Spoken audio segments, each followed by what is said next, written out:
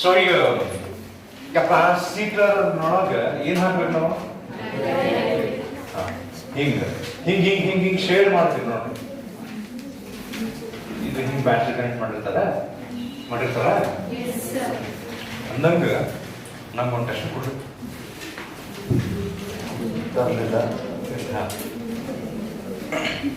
Effect of dielectric on capacitance. ಹ್ಞೂನ್ರಿ, ನನಗೆ ಹೇಳಿ ಮೊನ್ನೆ ನಾವು ಡೆರಿವೇಶನ್ ಮಾಡಿದ್ದು capacitance of a capacitor formula ಹೇಳಿ. C is equals to epsilon naught A divided by D. ನೆನಪೈತಿದೆ?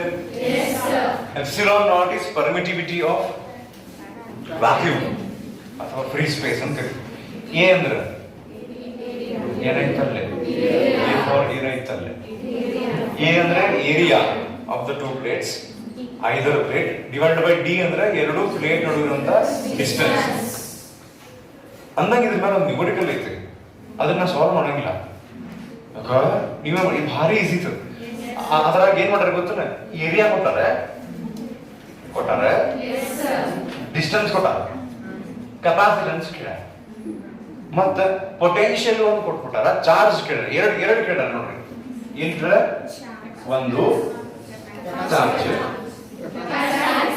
Charge capacity, ಮತ್ತೇನ ಚಾರ್ಜ್. ಏನೇನ್ ವ್ಯಾಲ್ಯೂಸ್ ಕೊಟ್ಟಾರ? Area, distance, potential. Okay, so ಹಿಂಗಿದ್ದಾಗ ಒಂದೇದು ಕೆಪಾಸಿಟನ್ಸ್ ಹೆಂಗ್ ಕ್ಯಾಲ್ಕುಲೇಟ್ ಮಾಡ್ತೀರಿ? ಈ ಫಾರ್ಮುಲಾ ಹಚ್ಕೊಂಡು epsilon A by D. A value ಕೊಟ್ಟಾರ ಅವರು 0.02 ಅಂತ ಕೊಟ್ಟಾರ. ಡಿಸ್ಟೆನ್ಸ್ ಎಷ್ಟಿದೆ? ಎಷ್ಟು? 2 ಮಿಲಿಮೀಟರ್. ಹೌದಾ? ಸೊ ಅದನ್ನ ವ್ಯಾಲ್ಯೂ ಹಾಕ್ತೀವಿ. ಎಪ್ಸಿಲಾನ್ ನಾಟ್ ಕೊಟ್ಟೇ ಇಲ್ಲ ಅನ್ಬಾರ್ದು. Even by heart you are expected to by heart that 8.854 into 10 to minus 12 ಆ ವ್ಯಾಲ್ಯೂ ಹಾಕ್ಬೇಕಲ್ಲಿ. ಹ್ಞೂನ್ರಿ, ಅವಾಗ ಆನ್ಸರ್ ಬರುತ್ತೆ ಸೋ ಅಂಡ್ ಸೋ ಫ್ಯಾರಡ್ ಅಂತ ಬರೀಬೇಕು. Farad is the unit of capacitor. And generally small capacitance ಇರುವಂತ capacitors ಬಗ್ಗೆ ಡಿಸ್ಕಸ್ ಮಾಡಿದ್ವಿ ನಾವು ನಿಮ್ಮ ಸಿಲೆಬಸ್ ನೊಳಗೆ. ಸೊ ಅದಕ್ಕೆ 10⁻6 ಅಂತ ನೋಡಿರ್ತೀವಿ ಲಾಸ್ಟಿಗೆ, 10⁻9 ಅದಕ್ಕೆ ಮೈಕ್ರೋ ಫ್ಯಾರಡ್, ನ್ಯಾನೋ ಫ್ಯಾರಡ್ ಅಂತ ಹಿಂಗೆ ಎಕ್ಸ್ಪ್ರೆಸ್ ಮಾಡಿ ಇಡಬೇಕು ಸಾಧ್ಯ ಅದ. ತಿಳಿತು? 10⁻12 ಇಲ್ಲಿ ಎಷ್ಟು ನೋಡ್ರಿ ಆನ್ಸರ್? ಕೆಪಾಸಿಟನ್ಸ್ ಆನ್ಸರ್ ಅಲ್ರಿ, ಫುಲ್ ವ್ಯಾಲ್ಯೂ ಹೇಳ್ರಿ. ಅದು 8 ಪಾಯಿಂಟ್ ಐತರ. ಸೊ ಅದನ್ನ 88 ಪಾಯಿಂಟ್ ಅಂತ ಮಾಡ್ಕೊಂಡು 10⁻⁻12 ಮಾಡ್ಕೊಂಡು ಅದನ್ನ ಪಿಕೋ ಫ್ಯಾರಡ್ ಅಂತ ಬರೋದು ಬೆಟರ್. ಅರ್ಥ ಆಯ್ತು? ಹಾ. ಸೊ ಇದು ಕೆಪಾಸಿಟನ್ಸ್ ಬಗ್ಗೆ. ಚಾರ್ಜ್ ಹೆಂಗ್ ಕ್ಯಾಲ್ಕುಲೇಟ್ ಮಾಡ್ತೀರಿ? ಆ ಕೆಪಾಸಿಟರ್ ನೊಳಗೆ ಎಷ್ಟು ಚಾರ್ಜ್ ಸ್ಟೋರ್ ಆಗೈತಿ? ಕೆಪಾಸಿಟನ್ಸಿಗೆ ಅಂತ ಹೇಳಿ ಇನ್ನೊಂದು ಫಾರ್ಮುಲಾ ಇದೆ, C is equals to Q by V. So charge is equal to ಏನಾಗ್ತದೆ? C into V. ಅರ್ಥ ಆಗ್ತದೆ? ಇದೇನಿಲ್ಲ ಕೆಪಾಸಿಟನ್ಸ್ ಆನ್ಸರ್ ಬಂದಿರ್ತದೆ, just multiply with potential value 200 volt ಅಂತ ಕೊಟ್ಟಾರ ನಾವು. ಅಷ್ಟು ಮಲ್ಟಿಪ್ಲೈ ಮಾಡಿದ್ರೆ ಇದನ್ನ ಸಾಲ್ವ್ ಮಾಡಿ ತೋರಿಸೋ ಅವಶ್ಯಕತೆ ಇಲ್ಲ ಅಂತ ಅನ್ಕೊಂಡಿನ. ಸೊ ಇಷ್ಟಾದ್ಮೇಲೆ ಈಗ ನಾವೇನ್ ಮಾಡಕ್ ಹೊಂತೀವಿ ಅಂದ್ರೆ, ಇದೇನ್ ಎಪ್ಸಿಲಾನ್ A by D ಅಂತ ಐತಲ್ಲ, this formula should be used only when between the two plates there is air or vacuum. Okay, ಈಗ ಇವೆರಡರ ನಡು ಒಂದು ಡೈಎಲೆಕ್ಟ್ರಿಕ್ ಅಂದ್ರೆ ಇನ್ಸುಲೇಟರ್, ಎರಡು ಟೈಪ್ ಇರ್ತಾವ, ಏನೋ ಪೋಲಾರ್, ನಾನ್ ಪೋಲಾರ್. ಎದಕ್ಕೆ ಹಾಕ್ತಾರೆ ನಮ್ಮಲ್ಲಿ? ಡೆಕೋರೇಷನ್. ಎದಕ್ಕೆ ಹಾಕ್ತಾರ? ಎಲೆಕ್ಟ್ರಿಕ್ ಫೀಲ್ಡ್ ನ ಡೈರೆಕ್ಟ್ಲಿ ಅಂಡ್ ಇಂಡೈರೆಕ್ಟ್ಲಿ ಪೊಟೆನ್ಶಿಯಲ್ ಅಂತ ಕಡಿಮೆ ಮಾಡಿ more and more charge store ಮಾಡಕ್ ನಮಗೆ ಫೆಸಿಲಿಟೇಟ್ ಮಾಡ್ತೈತಿ. ಯಾವುದು? ಹ್ಞೂ. ಸೊ ನೆಕ್ಸ್ಟ್ ಇದು ಫಾರ್ಮುಲಾ ಏನ್ ಬರುತ್ತೆ ಅಂತ ಹೇಳ್ತೀನಿ. ಈಗ ರಿವಿಷನ್ ಮಾಡಕ್ ಹೊಂಟಿವಲ್ಲ, ಅಂದ್ರೆ ಎರಡು ಪ್ಲೇಟ್ ನೋಡು ಒಂದು ಡೈಎಲೆಕ್ಟ್ರಿಕ್ ಇಟ್ಟಾಗ ಅಂತ ಹೇಳಿ ನಾನು ಹೇಳಿದೆ, ಪ್ರತಿಯೊಂದು ಡೈಎಲೆಕ್ಟ್ರಿಕ್ಗೆ ಅದಂತ ಒಂದು ಕೆ ಅಂತ ಡೈಎಲೆಕ್ಟ್ರಿಕ್ ಕಾನ್ಸ್ಟೆಂಟ್ ಅಂತ ಒಂದು ವ್ಯಾಲ್ಯೂ ಇರ್ತದೆ, which is also called as relative permittivity of that medium as compared to permittivity of vacuum, epsilon divided by epsilon naught ಅಂತ. ಹ್ಞೂನ್ರಿ. ಈಗ ಇದಿರುತ್ತೆ ನೋಡ್ರಿ ಪ್ಲಾಸ್ಟಿಕ್ ಇರುತ್ತೆ. Plastic is an example of insulator. ಹೌದು, ಅದಕ್ಕೊಂದು ಡೈಎಲೆಕ್ಟ್ರಿಕ್ ಕಾನ್ಸ್ಟೆಂಟ್ ಇರುತ್ತೆ. ಹ್ಞೂನ್ರಿ. ಸೊ ಪ್ರತಿಯೊಂದು ಮಟೀರಿಯಲ್ಗೆ ಅದರದಾದಂತ ಡೈಎಲೆಕ್ಟ್ರಿಕ್ ಕಾನ್ಸ್ಟೆಂಟ್ ಅಂತ ಇರ್ತದೆ. ಇದನ್ನ ಯಾಕೆ ಹೇಳಕತ್ತೀನಿ ಅಂದ್ರೆ, ನಾವೇನ್ ಈ ಫಾರ್ಮುಲಾ ಡೆರೈವ್ ಮಾಡಕ್ ಹೊಂಟಿವಲ್ಲ, capacitance of capacitor with dielectric, ಅದರದ್ದು ಫಾರ್ಮುಲಾ ಏನ್ ಬರ್ತದೆ ಅಂದ್ರೆ epsilon not A by D ಅಂತೂ ಇಲ್ಲೂ ಬರುತ್ತೆ, ಅದಕ್ಕೆ ಇಂಟು ಕೆ ಬರುತ್ತೆ ಅಷ್ಟೇ. ಈ ಒಂದು ಕೆ ಒಂದು ಎಕ್ಸ್ಟ್ರಾ ಆಡ್ ಮಾಡಕ್ ಇಂಡಿಯನ್ ಡೆರಿವೇಶನ್ ಇಟ್ಟಾರೆ ಇದು. ಸೊ ಇದಕ್ಕೇನು ಡೆರಿವೇಶನ್ ಮಾಡಿದ್ವಲ್ಲ, ರೀಜನ್ 1 ಒಳಗೆ ಎಲೆಕ್ಟ್ರಿಕ್ ಫೀಲ್ಡ್ 0 ಆಗ್ತದೆ, ರೀಜನ್ 2 ಒಳಗೆ ಎಲೆಕ್ಟ್ರಿಕ್ ಫೀಲ್ಡ್ 0 ಆಗುತ್ತೆ, ರೀಜನ್ 3 ಒಳಗೆ ಅಷ್ಟೇ ಆಡ್ ಆಗಿ ಸಿಗ್ಮಾ ಬೈ ಎಪ್ಸಿಲಾನ್ ನಾಟ್ ಅಂತ ಹೇಳಿ ಪೊಟೆನ್ಶಿಯಲ್ ಒಂದು formula, potential is equals to e into d use ಮಾಡಿ ಅವು ವ್ಯಾಲ್ಯೂಸ್ ಹಾಕಿ, ಸರ್ ಅದ್ರ ಮೇಲೆ ಟೆಸ್ಟ್ ಇಟ್ಟಿದ್ದಿಲ್ಲ, ನಾವು ಟೆಸ್ಟ್ ಇಟ್ಟಾಗ ಅಭ್ಯಾಸ ಮಾಡಿದ್ವಿ. ಓಕೆ, ನಾವು ಹಿಂಗಾಗಿ ನೆನಪಿಲ್ಲ, ನೀವ ಅನ್ರಿ. ಸೊ ಇಷ್ಟು ಫಾರ್ಮುಲಾ ಕಂಬೈನ್ ಮಾಡಿ ಇದನ್ನ ಮಾಡಿ ಭಾರಿ ಸಿಂಪಲ್ ಇತ್ತು ಅದು. ಆ ಡೆರಿವೇಶನ್ ಕಂಪ್ಯಾರಿಸನ್ ಮಾಡಿದ್ರೆ ಇಷ್ಟು ಕಾಂಪ್ಲಿಕೇಟ್ ಐತಿತ್ತು. ಸ್ವಲ್ಪ ಕಾಂಪ್ಲಿಕೇಟ್ ಐತೆ ಅಂತ ಹೇಳ್ತೀನಿ. ನಾನು ಯಾಕೆ ಹೇಳ್ತೀನಿ ಗೊತ್ತು, ನೀವು ಬಿಡಿಸಿರ್ತೀವಿ ಒಂದಿಷ್ಟು ನಮ್ಗೆ ಕಾಂಪ್ಲಿಕೇಟ್ ಐತೆ, ನಾವು ಓದೋ ಹೋಗಲ್ಲ ಎಕ್ಸಾಮ್ಗೆ, ಬಟ್ ಹಿಂಗೆ ಇರ್ತಾರ ನಾಲ್ ಬಿಡ್ರಿ ಅಂತ ನೀವು ಅನ್ಬೋದು. ನಾ ಹೇಳೋದಕ್ಕಂದ್ರೆ ಸ್ವಲ್ಪ ಎಕ್ಸ್ಟ್ರಾ ಕಾನ್ಸಂಟ್ರೇಷನ್ ಬೇಕೀಗ ಅಂತ. ಹಂಗನ ಕಾಂಪ್ಲಿಕೇಟ್ ಮಕ್ಕೊಳಕ್ ಹೇಳಿಲ್ಲ ಹಂಗನ ಅಂತ ಸ್ವಲ್ಪ ಅಲರ್ಟ್ ಆಗ್ರಿ ಅಂತ ಸ್ಟಾರ್ಟ್ ಮಾಡೋಣ್ರಿ ಹಂಗಾರೆ. ಸೊ ಇಲ್ಲೇ ನಾವೇನ್ ಮಾಡ್ತೀವಿ ಅಂದ್ರೆ, ಮೇನ್ ಪಾಯಿಂಟ್ ಎಲ್ಲಿ ನಾವು ಫೋಕಸ್ ಮಾಡ್ಬೇಕು ಈ ಡೆರಿವೇಶನ್ ನಾಗ. Before we start the derivation ಒಂದಿನ ಹೇಳ್ತೀನಿ, ಲಕ್ಷ ಕೊಡ್ಬೇಕು. ಸೊ ನಿಮ್ಗೆ ನೆನಪಿದ್ರೆ ಹಿಂಗ epsilon naught A by D with vacuum derivation ಒಳಗ ಇಲ್ಲಿ ರೀಜನ್ 3 ಇತ್ತು. ರೀಜನ್ 3 ಒಳಗ ಎರಡು ಎಲೆಕ್ಟ್ರಿಕ್ ಫೀಲ್ಡ್ ಬರ್ತಾವ, ಎರಡು ಸೇಮ್ ಡೈರೆಕ್ಷನ್ ಆಗಿ ಬರ್ತಾವ, ಪಾಸಿಟಿವ್ ಪ್ಲೇಟ್ ನೆಗೆಟಿವ್ ಪ್ಲೇಟ್ ಇರುತ್ತೆ. ಆಡ್ ಆಗಿ ಎಷ್ಟಾಗುತ್ತೆ ಗೊತ್ತಾ, ಅದು ಸಿಗ್ಮಾ ಬೈ ಎಪ್ಸಿಲಾನ್ ನಾಟ್ ಅಂತ ಆಗಿರುತ್ತೆ. ಇದು ಒಂದಿಷ್ಟು ಮಂದಿಗೆ ನೆನಪಿರ್ಬೋದು, ಒಂದಿಷ್ಟು ಮಂದಿಗೆ ನೆನಪಿರ್ಲಿಕ್ಕಿಲ್ಲ, ಯಾಕಂದ್ರೆ ಇದು ಫೈನಲ್ ಸ್ಟೆಪ್ ಅಲ್ಲ, ಇನ್ ಬಿಟ್ವೀನ್ ಬಂದಿರುತ್ತೆ ನೋಡ್ರಿ. ಬಟ್ ಈ ಇನ್ ಬಿಟ್ವೀನ್ ಸ್ಟೆಪ್ ನಮಗೆ ನೆಕ್ಸ್ಟ್ ಡೆರಿವೇಶನ್ ಇಂಪಾರ್ಟೆಂಟ್ ಐತಿ, ಅಲ್ಲಿ ಡೈರೆಕ್ಟ್ಲಿ ಯೂಸ್ ಮಾಡ್ಬಿಡ್ತೀವಿ ಅದನ್ನ. ಈ ಇನ್ ಬಿಟ್ವೀನ್ ಸ್ಟೆಪ್ ನೊಳಗ ಯಾವಾಗ ಬಂದಿತ್ತು ಅಂತ ಹೇಳ್ತೇನೆ. ಇದು ಮೇಲೆ ಒಂದು ಪಾಸಿಟಿವ್ ಪ್ಲೇಟ್ ಇರುತ್ತೆ, ಒಂದು ನೆಗೆಟಿವ್ ಪ್ಲೇಟ್ ಇರುತ್ತೆ. In between the two plates ನೀವು ಪಾಯಿಂಟ್ ಮಾರ್ಕ್ ಮಾಡಿದ್ರೆ ಅಲ್ಲಿ ಪಾಸಿಟಿವ್ ಪ್ಲೇಟ್ ನಿಂದ ಎಲೆಕ್ಟ್ರಿಕ್ ಫೀಲ್ಡ್ ಅವೇ ಆಗಿ ನೆಗೆಟಿವ್ ಗೆ ಟುವರ್ಡ್ಸ್ ಆಗಿ ಇ ಪ್ಲಸ್ ಮತ್ತು ಇ ಮೈನಸ್ ಎರಡು ಎಲೆಕ್ಟ್ರಿಕ್ ಫೀಲ್ಡ್ ಆಡ್ ಆಗಿ ಈ ಪಾಯಿಂಟ್ ನೊಳಗೆ ಇದು ಎರಡು ಪ್ಲೇಟ್ ನಡುವೆ ಇರುತ್ತಲ್ಲ, ಅದು ಅಲ್ಲಿ ಎಷ್ಟಾಗಿರುತ್ತೆ, sigma divided by epsilon naught. ಹೌದಾ? ಇ ಅಂದ್ರೆ ಏನಿದೆ, electric field in this region between the two plates. Epsilon naught ಅಂದ್ರೆ ಕಾನ್ಸ್ಟೆಂಟ್ ಅದ permittivity of free space. Sigma ಅಂದ್ರೆ surface charge density, charge per unit area, ಪ್ರತಿ ಇಷ್ಟು ಏರಿಯಾ. ಇವು plate ಇರ್ತಾವ ಅಂತ ಹೇಳಿದೆ, ಮೆಟಾಲಿಕ್ ಪ್ಲೇಟ್ ಹಿಂಗ್ ಹಗುರ್ ಇರ್ತಾವ ಇವಾಗ. ಆ ಮೆಟಾಲಿಕ್ ಪ್ಲೇಟ್ ನಾಗ ಪ್ರತಿ ಇಷ್ಟು ಏರಿಯಾದೊಳಗೆ ಎಷ್ಟು ಚಾರ್ಜ್ ಐತಿ ಅಂತ ಹೇಳುದು ಸಿಗ್ಮಾ, ಸರ್ಫೇಸ್ ಚಾರ್ಜ್ ಡೆನ್ಸಿಟಿ. ಈ ಸಿಗ್ಮಾನ ನಾವು ಇಲ್ಲೇ ಯೂಸ್ ಮಾಡ್ತೀವಿ ನೆಕ್ಸ್ಟ್ ಡೆರಿವೇಶನ್ ನಾಗ. ಈಗ ಏನಾಗ್ತದೆ ಅಂತ ಹೇಳ್ತೀನಿ, ಕೇಳ್ತೀರಿ? ಇದು ನೆನ್ಪಿಟ್ಕೊಂಡಿರ ಸಿಗ್ಮಾ ಬೈ ಈ ಸೈಡ್ ಬರೋಣ ಅಂತ. Between the two plates electric field is sigma by epsilon not. ಇದು ಫಸ್ಟ್ ಡೆರಿವೇಶನ್ ನಾಗ. ಸೆಕೆಂಡ್ ಡೆರಿವೇಶನ್ ನಾಗ ನಾವು ಇಲ್ಲಿ ಏನ್ ಮಾಡಕ್ ಹೊಂಟೇವೆ ಅಂತ ಅಂದ್ರೆ, ಎರಡು ಪ್ಲೇಟ್ಗಳ ಮಧ್ಯೆ ಒಂದು ಡೈ ಎಲೆಕ್ಟ್ರಿಕ್ ಇಂಟ್ರೊಡ್ಯೂಸ್ ಮಾಡ್ತೇವೆ. ಮಾಡಿದ್ದಕ್ಕೆ ಏನಾಗುತ್ತೆ ಅಂತ ನಾ ಏನ್ ಹೇಳಿದ್ದೆ, ಇದು ಪೋಲಾರ್ ಡೈಎಲೆಕ್ಟ್ರಿಕ್ ಆಗಿರ್ಲಿ, ನಾನ್ ಪೋಲಾರ್ ಡೈಎಲೆಕ್ಟ್ರಿಕ್ ಆಗಿರ್ಲಿ, ಅಲ್ಲಿ ಒಳಗಿರುವಂತ ಮಾಲಿಕ್ಯೂಲ್ಸ್ ಅರೇಂಜ್ ಆಗಿ along the direction of the electric field arrange ಆಗಿ ಅಪೋಸಿಟ್ ಒಂದು ಇಂಟರ್ನಲ್ ಎಲೆಕ್ಟ್ರಿಕ್ ಫೀಲ್ಡ್ ಈ ಐ ಅಂತ ಡೆವಲಪ್ ಆಗ್ತೈತಿ. ಲೈಕ್ ಇಲ್ಲಿ ಪಾಸಿಟಿವ್ ಪ್ಲೇಟ್ ಇದ್ರೆ ಈ ಡೈ ಎಲೆಕ್ಟ್ರಿಕ್ ನಾಗಿ ನೆಗೆಟಿವ್ ಆ ಕಡೆ, ಈ ನೆಗೆಟಿವ್ ಪ್ಲೇಟ್ ಇದ್ದಲ್ಲೇ ಇದು ಹಿಂಗ್ ಮಾಲಿಕ್ಯೂಲ್ಸ್ ಅರೇಂಜ್ ಆಗಿರ್ತಾವೆ. ಸುಳ್ಳಾಡಿದ್ರು, ಇದು ಪೋಲಾರ್ ಎಲೆಕ್ಟ್ರಿಕಲ್ ಆಗಿರ್ಲಿ, ನಾನ್ ಪೋಲಾರ್ ಎಲೆಕ್ಟ್ರಿಕಲ್ ಆಗಿರ್ಲಿ, ಈ ಕಡೆ ಪಾಸಿಟಿವ್ ಈ ಕಡೆ ನೆಗೆಟಿವ್ ಹಿಂಗ್ ಅರೇಂಜ್ ಆಗಿ ಇಲ್ಲಿ ನಾ ಏನು ಬರ್ದೇಲ್ಲ, ಇದು EXT ಇದೆ. ಈ ಡೈ ಎಲೆಕ್ಟ್ರಿಕ್ ಬಗ್ಗೆ ನಾವು ಮಾತಾಡಬೇಕಾದ್ರೆ, ಈ ಡೈ ಎಲೆಕ್ಟ್ರಿಕ್ ಗೆ ಈ ಪ್ಲೇಟ್ಸ್ ಗಳಿಂದ ಅಲ್ಲಿ ಬಂದಿರುತ್ತೆ electric field that becomes external electric field. ಅರ್ಥ ಆಯ್ತು? Yes, sir. ಈ ಡೈಎಲೆಕ್ಟ್ರಿಕ್ ಇಂಟ್ರೊಡ್ಯೂಸ್ ಮಾಡಿದ್ದಕ್ಕೆ ಆ ಡೈಎಲೆಕ್ಟ್ರಿಕ್ ಒಳಗ ಒಂದು ಇಂಟರ್ನಲ್ ಎಲೆಕ್ಟ್ರಿಕ್ ಫೀಲ್ಡ್ ಡೆವಲಪ್ ಆಗುತ್ತೆ. Yes. ಹ್ಞೂನ್ರಿ. Yes, sir. ಅಲ್ಲೇ ಸಿಗ್ಮಾ ಅಂದ್ರೆ ಏನು ಹೇಳ್ರಿ ನೋಡಿ? ಪ್ರತಿ ಇಷ್ಟು ಏರಿಯಾ ಎಷ್ಟು ಚಾರ್ಜ್ ಅಂತ, ಹೌದಾ? ಹೌದಾ? Yes, sir. ಈಗ ಈ ಪಾಸಿಟಿವ್ ಪ್ಲೇಟ್ ಮೇಲೆ surface charge density plus sigma ಇರುತ್ತೆ, ನೆಗೆಟಿವ್ ಪ್ಲೇಟ್ ಮೇಲೆ ಮೈನಸ್ ಸಿಗ್ಮಾ. ಅಂದ್ರೆ ಈ ಪ್ಲೇಟ್ ನೆಗೆಟಿವ್ ಪ್ಲೇಟ್ ಮೇಲೆ ಪ್ರತಿ ಇಷ್ಟು ಏರಿಯಾ ಎಷ್ಟು ಚಾರ್ಜ್ ಅಂತ ಈಗ ಮೈನಸ್ ಲೆಕ್ಕ ಹಾಕ್ತೀವಿ, ನೆಗೆಟಿವ್ ಚಾರ್ಜ್ ಇರುತ್ತೆ. ಹ್ಞೂನ್ರಿ. ಇಲ್ಲಿ ನಾ ಇನ್ನೊಂದೇನೋ ಸಿಗ್ಮಾ ಬರೀತೀನಿ, ಅದು ಯಾವ್ದು ಇರ್ಬೋದು ಅಂತ ನೀವು ಗೆಸ್ ಮಾಡ್ಬೇಕು. ನಾನು ಏನ್ ಮಾಡ್ತೀನಿ ಅಂದ್ರೆ ಇನ್ನೊಂದು ಸಿಗ್ಮಾ ಬರುತ್ತೆ. Totally there are 4 sigma. ನಾವು ವಿ ಕ್ಯಾನ್ ಅಂಡರ್ಸ್ಟ್ಯಾಂಡ್ 2 ಸಿಗ್ಮಾ. ಎರಡು ಸಿಗ್ಮಾ ಅಂತ ನಮಗೆ ಗೊತ್ತಾಗ್ತೈತಿ. ಈ ಸಿಗ್ಮಾ ಅಂದ್ರೆ ಸಿಗ್ಮಾ ಅಂದ್ರೆ ಚಾರ್ಜ್ ಡಿವೈಡ್ ಬೈ ಏರಿಯಾ. ಇದು ಯಾವ್ದು? ಈ ಸಿಗ್ಮಾ ಯಾವ್ದು? ಪಾಸಿಟಿವ್ ಪ್ಲೇಟ್ ಕೆಪಾಸಿಟರ್ ಒಳಗಿರುವಂತಹ ಎರಡು ಪ್ಲೇಟ್ಗಳೆಲ್ಲ ಒಂದಾದಂತಹ ಪಾಸಿಟಿವ್ ಮೆಟಾಲಿಕ್ ಪ್ಲೇಟಿನ ಸರ್ಫೇಸ್ ಚಾರ್ಜ್ ಇರ್ತದೆ. ಸಿಮಿಲರ್ಲಿ ನೆಗೆಟಿವ್ ಪ್ಲೇಟ್ ಇದ್ದು ಮೈನಸ್ ಸಿಗ್ಮಾ.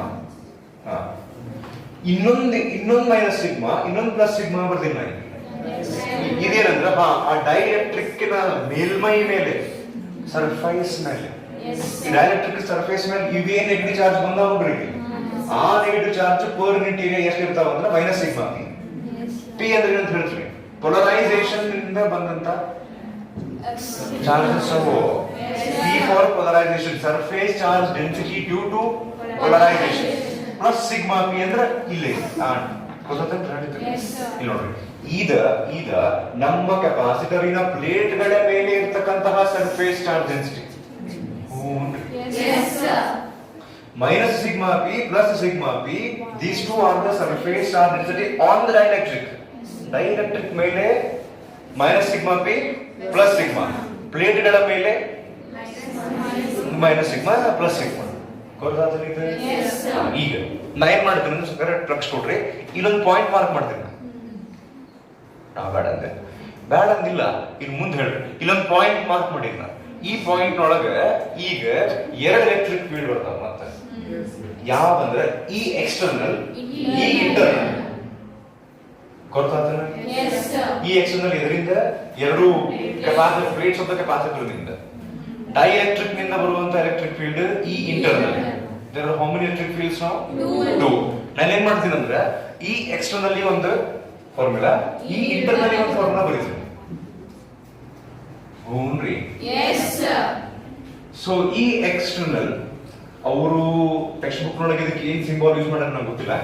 ಡೈರೆಕ್ಟ್ಲಿ ನಾನು ಬರೀತೀನಿ ನೋಡಿ, ಸಿಗ್ಮಾ ಬೈ ಎಪ್ಸಿಲಾನ್ ನಾಟ್ ಬರೀಬಹುದಾ? This is derived from the previous derivation.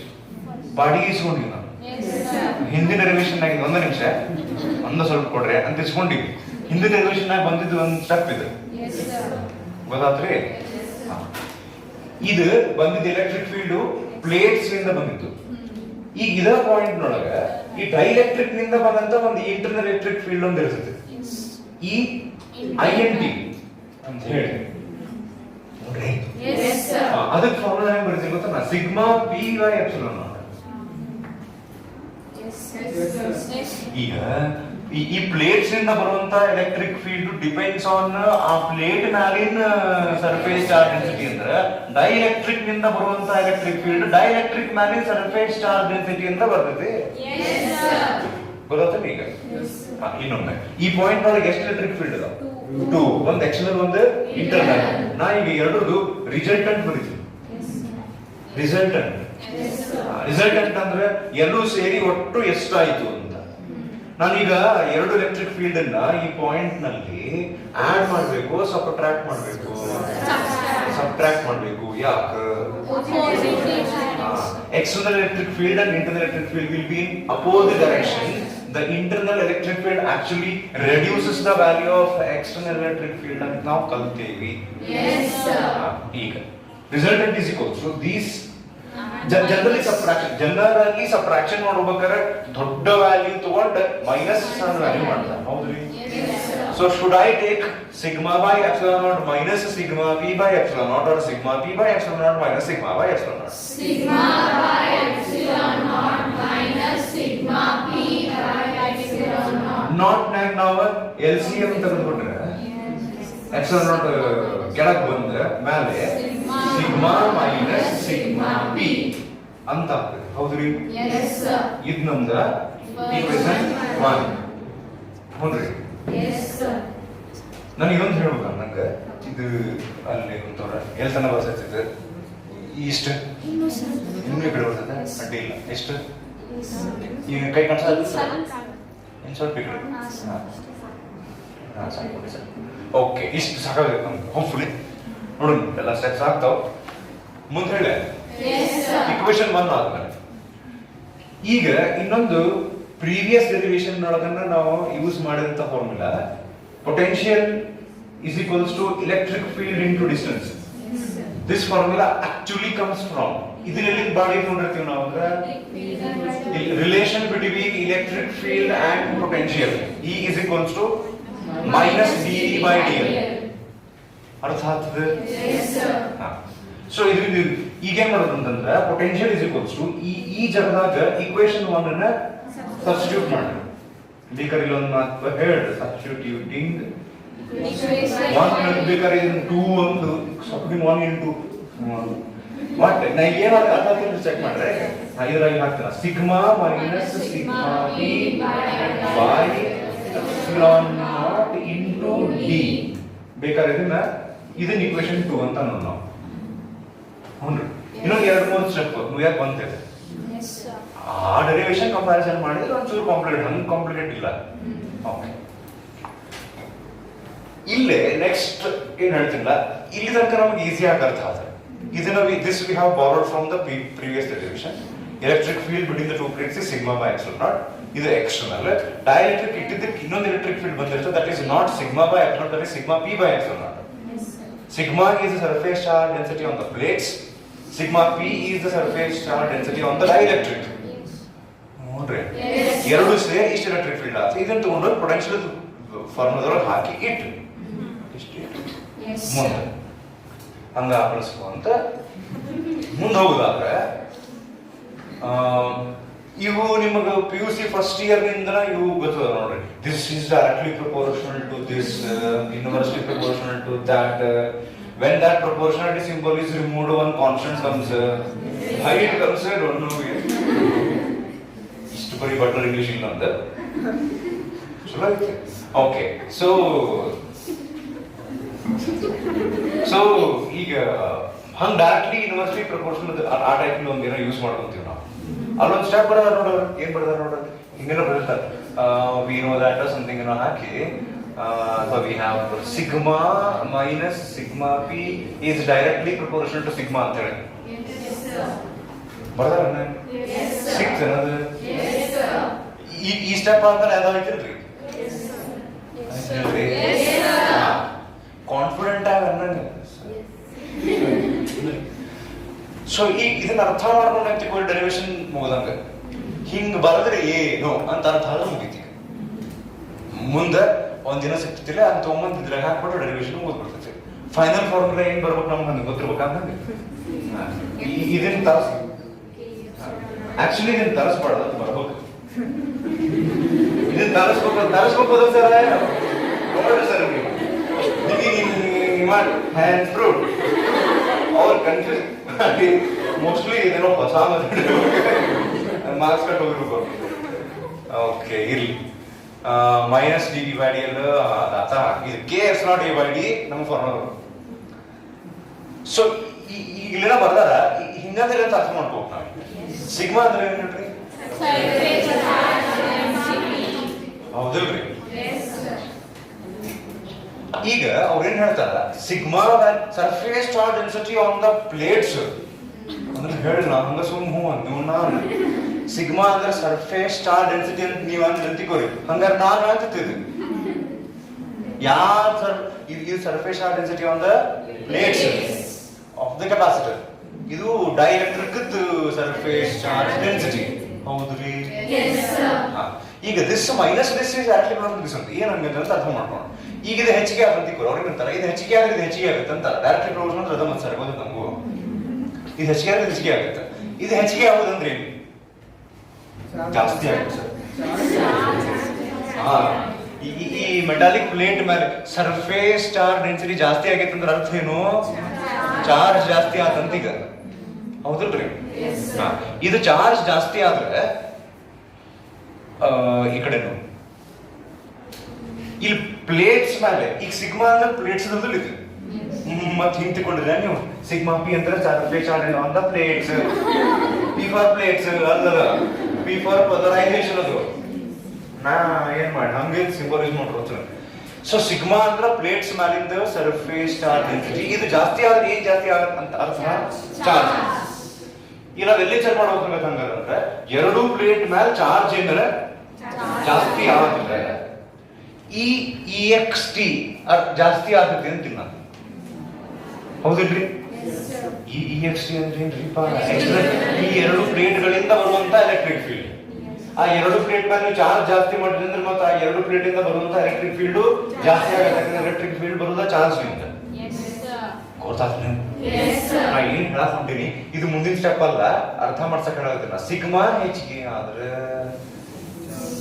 External electric field ಹೆಚ್ಚಿಗೆ ಆಗತ್ತ ಹೌದ್ರಿ. ಎಕ್ಸ್ಟರ್ನಲ್ ಎಲೆಕ್ಟ್ರಿಕ್ ಫೀಲ್ಡ್ ಸ್ಟ್ರಾಂಗ್ ಆಗಂತಿಕೋರಿ ಅವಾಗ ಈ ಡೈ ಎಲೆಕ್ಟ್ರಿಕ್ ಒಳಗ ಒಂದಿಷ್ಟು ಉಡಾಳ ಮಾಲಿಕ್ಯೂಲ್ಸ್ ಇನ್ನೂ ಅರೇಂಜ್ ಆಗಿರಂಗಿಲ್ಲ. ನಾನು ಇಷ್ಟ ಬಂದಿರ್ತೀನಿ ಸೊಟ್ಟ ಬಂದ್ಬಿಡ್ತಾವ.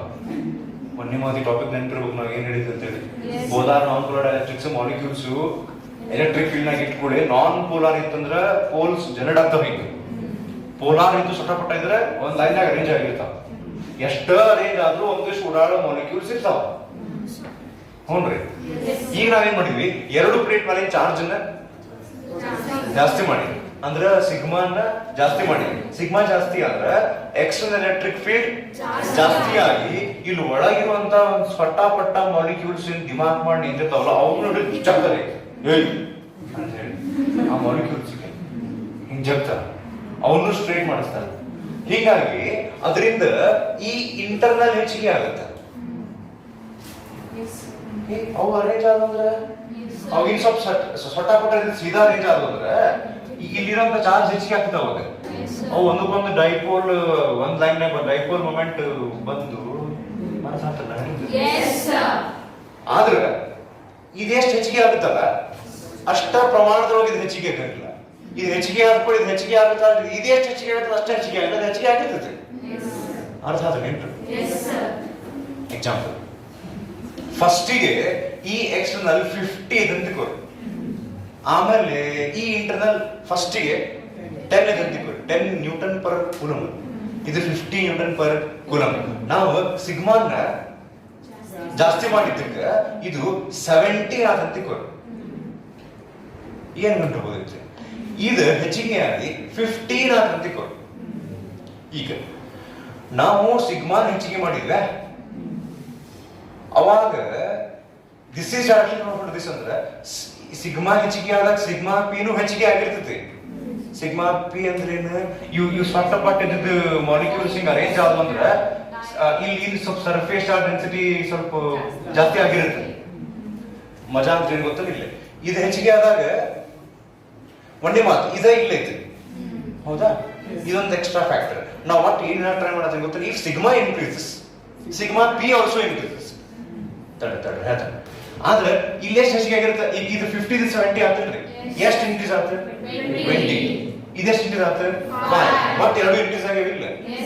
ಆ ರೀತಿ when sigma increases because of the ಇನ್ನೊಂದು ಹೇಳ್ಬಿಡ್ತೀನಿ ನೋಡಿ ಅಕಸ್ಮಾತ್ ಯಾರು ಕನ್ಫ್ಯೂಷನ್ ಇದ್ರೆ ಸಿಗ್ಮಾ ಈ ಸ್ಟೇಟ್ಮೆಂಟ್ ಅರ್ಥ ಮಾಡ್ಬೇಕು. ಈ ಸ್ಟೇಟ್ಮೆಂಟ್ ಅಥವಾ ಏನ್ ಎಕ್ಸ್ಪ್ರೆಷನ್ ಇರ್ತದೆ ಇದನ್ನ ಅರ್ಥ ಮಾಡ್ಕೊಂಡು ಟ್ರೈ ಮಾಡಕ್ಕೆ ನಾವು ಸಿಗ್ಮಾ ಹೆಚ್ಚಿಗೆ ಆದ್ರೆ ಸಿಗ್ಮಾ ಹೆಚ್ಚಿಗೆ ಆಗುದು ಅಂದ್ರೆ ಈ ಪ್ಲೇಟ್ಗಳ ಮೇಲೆ ಇರ್ತಾರೆ ಚಾರ್ಜ್ ಅನ್ನ ಹೆಚ್ಚಿಗೆ ಮಾಡುತ್ತೆ. ಚಾರ್ಜ್ ಹೆಚ್ಚಿಗೆ ಆದ ಕೂಡ ಇಲ್ಲಿರುವಂತ electric field external electric field ಜಾಸ್ತಿ ಆಗಿ ಮಾಲಿಕ್ಯೂಲ್ಸ್ ಸೊಟ್ಟಪಟ್ಟ ಇದ್ದು ಇನ್ ಸ್ವಲ್ಪ ರೇಂಜ್ ಆಗಿ ಇಂಟರ್ನಲ್ ಎಲೆಕ್ಟ್ರಿಕ್ ಫೀಲ್ಡ್ ಹೆಚ್ಚಿಗೆ ಆಗುತ್ತೆ. Surface charge density on the dielectric ಹೆಚ್ಚಿಗೆ ಆಗುತ್ತೆ. ಆದ್ರೆ ಏನಾಗ್ತೈತಿ ಅಂದ್ರೆ ಸಿಗ್ಮಾ ಎಷ್ಟು ಹೆಚ್ಚಿಗೆ ಆಗಿರ್ತದಲ್ಲ ಅಷ್ಟ ಸಿಗ್ಮಾ ಪಿ ಹೆಚ್ಚಿಗೆ ಆಗಂಗಿಲ್ಲ. ಅದಕ್ಕೆ ಸಿಗ್ಮಾ ಮೈನಸ್ ಸಿಗ್ಮಾ ಪಿ ಹೆಚ್ಚಿಗೆ ಆಗ್ತದೆ. ಸರಿ, ಈಗ ನೋಡ್ರಿ ಒಂದಿಷ್ಟು ವ್ಯಾಲ್ಯೂ ಹಾಕಿಬಿಡ್ರಿ ನೀವು ಎಲ್ಲದಕ್ಕೂ. ಫಸ್ಟ್ ನೇಕ್ ಅಂದ್ರೆ ಗೊತ್ತಾಗ್ತೈತಿ, ಭಾರಿ ವರ್ಡ್ ಅದು, ಕಂಗ್ಲೀಷ್ ವರ್ಡ್. ಓಕೆ, ಫಸ್ಟ್ನೇಗ ಸಿಗ್ಮಾ ಹೆಚ್ಚಿಗೆ ಆಗುತ್ತೆ ಫಸ್ಟಿಗೆ. ಓಕೆ, ನಮಗೆ ಹೆಂಗ್ ಬೇಕಾಗಿ ಯೂಸ್ ಮಾಡ್ಕೊಂಡಿದ್ವಿ ನಾವು ಇಂಗ್ಲಿಷ್. ಫಸ್ಟಿಗೆ ಸಿಗ್ಮಾ ಎಷ್ಟಿತ್ತು? ಸಿಗ್ಮಾ ಪಿ 5 ಇತ್ತು. ಈ ಡೈಎಲೆಕ್ಟ್ರಿಕ್ ಮೇಲೆ ಏನ್ ಸಿಗ್ಮಾ ಪಿ ಬಂದಿರ್ತದೆ ಅಷ್ಟು ಸ್ಟ್ರಾಂಗ್ ಇರಂಗಿಲ್ಲ, ಸ್ವಲ್ಪ ಇರುತ್ತೆ. ನಾವು 2 ಪ್ಲೇಟ್ ಮೇಲೆ ಚಾರ್ಜ್ ಜಾಸ್ತಿ ಮಾಡಿ ಸಿಗ್ಮಾ ಹೆಚ್ಚಿಗೆ ಮಾಡಿ ಸಿಗ್ಮಾ ಡ್ಯಾಶ್ ಅಂತೀವಿ. ಸಿಗ್ಮಾ ಡ್ಯಾಶ್ 40 ಆಗೈತಿ. ಕೊಡಿ, ಎಷ್ಟಾಗೈತೆ? ಈಗ ಸಿಗ್ಮಾ ಪಿನು ಹೆಚ್ಚಿಗೆ ಆಗಿರ್ತೈತಿ. ಇನ್ ಸ್ವಲ್ಪ ಮಾಲಿಕ್ಯೂಲ್ಸ್ ಇಲ್ಲಿ ಬಂದು ಕುಂತಿರ್ತಾವ ಡೈಎಲೆಕ್ಟ್ರಿಕ್ ನಾಗು. ಆದ್ರೆ ಸಿಗ್ಮಾ ಪಿ ಲೆಟ್ ಅಸ್ ಸೇ 10 ಆಗಿದೆ. Sigma P dash. ಈಗ ಫಸ್ಟಿಗೆ ಸಿಗ್ಮಾ ಮೈನಸ್ ಸಿಗ್ಮಾ ಪಿ ಎಷ್ಟಿತ್ತು? ಮೈನಸ್ ಮಾಡಿ ಹೇಳಿದ್ರೆ ಈಗ ನಾವು ಆಕ್ಚುಲಿ ಏನ್ ಜಾಸ್ತಿ ಮಾಡಿದ್ವಿ? ಸಿಗ್ಮಾ. ಆಕ್ಚುಲಿ ನಾವು ಜಾಸ್ತಿ ಮಾಡಿದ್ದು ಸಿಗ್ಮಾನ. ಸಿಗ್ಮಾ ಮೇಲೆ ಸಿಗ್ಮಾ ಪಿ ಜಾಸ್ತಿ ಆತ. ಇಲ್ಲಿ ಬರ್ತಿದ್ದು ಏನ್ ಗೊತ್ತೇನ? ಸಿಗ್ಮಾ ಮೇಲೆ ಸಿಗ್ಮಾ ಪಿ ಇದೆ. ಹ್ಞೂನ್ರಿ. ಈಗ ಇಲ್ಲಿಂದ ಎಷ್ಟು ಹೆಚ್ಚಿಗೆ ಆಗ್ತದೆ? 20. ಇಲ್ಲಿಂದ ಎಷ್ಟು ಹೆಚ್ಚಿಗೆ ಆಗ್ತದೆ? ಅಕಸ್ಮಾತ್ ಇದು 20 ಹೆಚ್ಚಿಗೆ ಆದ್ರೆ ಇದು 20 ಹೆಚ್ಚಿಗೆ ಆಗ್ಬಿಟ್ಟಿದ್ರೆ ಸಿಗ್ಮಾ ಮೈನಸ್ ಸಿಗ್ಮಾ ಪಿ ಮತ್ತೆ ಎಷ್ಟಿತ್ತು? ಅಷ್ಟೇ ಇರ್ತೈತಿ. ಈಗ ಅವ್ರು ಹೇಳತ್ತಾರ ಆಗಂಗಿಲ್ಲ ಅಂತ. ಅವ್ರು ಹೆಂಗ್ ಹೇಳತ್ತಾರ ಅಂದ್ರೆ ಸಿಗ್ಮಾ ಹೆಚ್ಚಿಗೆ ಆದಾಗ ಸಿಗ್ಮಾ ಮೈನಸ್ ಸಿಗ್ಮಾ ಪಿ ಹೆಚ್ಚಿಗೆ ಆಗ್ತದೆ. ಮೊದಲು ಸಿಗ್ಮಾ ಮೈನಸ್ ಸಿಗ್ಮಾ ಪಿ ಎಷ್ಟಿತ್ತು? 15. ಈಗ ಎಷ್ಟಾಗೈತಿ?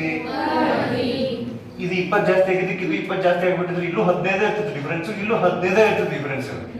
ಹಂಗ ಆಗಂಗಿಲ್ಲ. ಸಿಗ್ಮಾ ಫಸ್ಟಿಗೆ ಸಿಗ್ಮಾ ಹೆಚ್ಚಿಗೆ ಆಗುತ್ತೆ. ಅದೇ ಹೆಚ್ಚಿಗೆ ಆದ್ರೆ ಸಿಗ್ಮಾ ಪಿ ಹೆಚ್ಚಿಗೆ ಆಗುತ್ತೆ. ಆದ್ರೆ ಸಿಗ್ಮಾ ಎಷ್ಟು ಹೆಚ್ಚಿಗೆ ಆಗುತ್ತೆ, ಸಿಗ್ಮಾ ಪಿ ಅಷ್ಟು ಹೆಚ್ಚಿಗೆ ಆಗಂಗಿಲ್ಲ. ಆದ್ರೆ ಮಿತಿ ಅಷ್ಟು ಹೆಚ್ಚಿಗೆ ಆಗೈತೆ ಸರ್, ಸಿಗ್ಮಾದಷ್ಟು. ಸೊ ಹೀಗೆಲ್ಲ ಆಗಿದ್ದಕ್ಕೆ ಇದರ್ಥ ಬಂದಿದ್ದು what do we mean by sigma minus sigma p is directly close to sigma ಅಂತ ಹೇಳೋದು ಎಷ್ಟು ನಾನು. ಎಸ್ ಸರ್, ಆ ಡೆರಿವೇಶನ್ ಮುಗಿತು ಸರ್. ಈಗ ಇದರ್ಥ ಅದಲ್ಲ ಇಲ್ಲ ಅವು ವ್ಯಾಲ್ಯೂಸ್ ಹಾಕಿ ನಮಗೆ k epsilon not A by d ಬರ್ಬೇಕು ಇನ್ನೂ. ಬರ್ಲಿ ಈಗ ಪ್ರಪೋರ್ಷನಾಲಿಟಿ ಸಿಂಬಲ್ ತೆಗೆದು ಕೂಡ ಒಂದು ಕಾನ್ಸ್ಟೆಂಟ್ ಬರ್ತದೆ. So therefore sigma minus sigma P proportionality symbol ತೆಗೆದ್ರೆ ಅಲ್ಲಿ ಒಂದು ಕಾನ್ಸ್ಟೆಂಟ್ ಬರ್ತದೆ. ಹೌದಿಲ್ರಿ? ನಾವು ಜನರಲಿ ಆ ಕಾನ್ಸ್ಟೆಂಟ್ ಗೆ ಒಂದೊಂದ್ ಕಡೆ ಸ್ಪೆಸಿಫಿಕ್ ಸಿಂಬಲ್ ಇರ್ತಾವ. ಕಾನ್ಸ್ಟೆಂಟ್ ಬರುತ್ತಂದ್ರೆ ಇದೇ ಕಾನ್ಸ್ಟೆಂಟ್ ಬರುತ್ತಂತೆ. ಒಮ್ಮೆ ಏನ್ ಮಾಡ್ತಾರೆ, ಕಾನ್ಸ್ಟೆಂಟ್ ಯಾವ್ದು ಗೊತ್ತಂದ್ರೆ ಕೆ ಅಂದ್ಬಿಡ್ತಾರ. ಇಲ್ಲೇನು ಕೆ ಅಂತೀವಿ ನಾವು. ಆದ್ರೆ ಏನೂ ಸಿಗ್ಲಾರದ ಕೆ ಅನ್ನೋ ಕೆ ಅಲ್ಲಿದೆ. ಇದಕ್ಕೊಂದು ಹೆಸರು ಐತಿ, ಇದಕ್ಕೊಂದು ಡೈ ಎಲೆಕ್ಟ್ರಿಕ್ ಕಾನ್ಸ್ಟೆಂಟ್ ಅಂತ. ಇದ್ರದ್ದು ದುರ್ಭಾಗ್ಯ ಏನಂದ್ರೆ ಈ ಕಾನ್ಸ್ಟೆಂಟ್ ಅದ ಹೆಸರ ಕೆ. ಈಗ ನೋಡಿ, ಈ ಫಾರ್ಮುಲಾ ಕೆ ಐತಿಲ್ಲ, ಆ ಕೆ ಎದಕ್ಕೆ ಅವ್ರು ಯೂಸ್ ಮಾಡಿಲ್ಲ ಅಂತಂದ್ರೆ ಇದಕ್ಕೇನು ಸಿಂಬಲ್ ಇಲ್ಲ ಅಂತ ಕೆ ಯೂಸ್ ಮಾಡಿಲ್ಲ. ಆ ಸಿಂಬಲ್ ಕೆ. ಅರ್ಥ ಆಯ್ತೇನ್ರಿ? ಈಗ ಇಲ್ಲಿ ಪ್ರಪೋರ್ಷನಾಲಿಟಿ ಸಿಂಬಲ್ ತಗೊಂಡ್ಬಿಟ್ಟು ಕಾನ್ಸ್ಟೆಂಟ್ ಬರುತ್ತಲ್ಲ, ಅದು ಯಾವ ಕಾನ್ಸ್ಟೆಂಟ್? ಕೆ. ಆ ಕೆ ಹಿಂಗ್ ಬರುತ್ತೆ. ಅನ್ಫಾರ್ಚುನೇಟ್ಲಿ ಜನರಲಿ ನಮ್ಗೆ ಏನ್ ರೂಢ ಐತಿ? ಕೆ ನ ಇಲ್ಲೇ ಬಾಜು ಇಂಟು ಕೆ ಇಂಟು ಸಿಗ್ಮಾ ಅಂತ ಬರೀತೀವಿ. ಇಲ್ಲ, ಆಕ್ಚುಲಿ ಬಂದಿದ್ದು ಕಾನ್ಸ್ಟೆಂಟ್ ಆ ಕಾನ್ಸ್ಟೆಂಟ್ 1/k ಅದು. ಯಾರು ಕೆಳಗ್ ಬರ್ದಾರ ಬೇಕಂತ ಕೆಳಗ್ ಬರ್ದಿಲ್ಲ, ಬಂದಿದ್ ಕಾನ್ಸ್ಟೆಂಟ್ ಅಲ್ಲೇ 1/k ಬಂದಿರ್ತೈತ್ರಿ. ಪ್ರಪೋರ್ಷನಾಲಿಟಿ ಸಿಂಬಲ್ ಕೆ ಬರ್ತದೆ, ಕೆ ಬಾಜುನ ಬರೀತಾರೆ ಕೆಳಗೆ. ಆ ಕೆ ಬೇರೆ, ಏನು ಸಿಗ್ಲಾರ್ದ ಬರ್ತದ ಕೆ ಬೇರೆ. ಅರ್ಥ ಆತೇನ್ರಿ?